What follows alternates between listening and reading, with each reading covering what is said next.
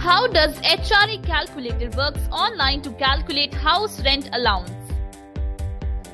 HRA, defined as a house rent allowance, is the income under the head salary.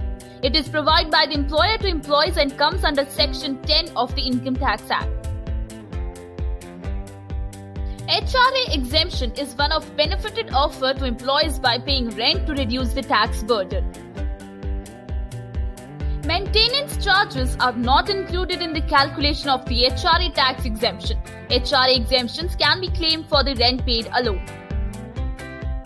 The documents needed to claim tax exemption: the rent receipts, the agreement to avail of the benefit under the house rent allowance, and the PAN card detail of the landlord.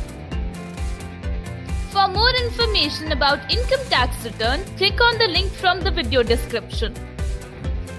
Subscribe to our YouTube channel Darla Bank and hit the bell icon for the further notification of our videos.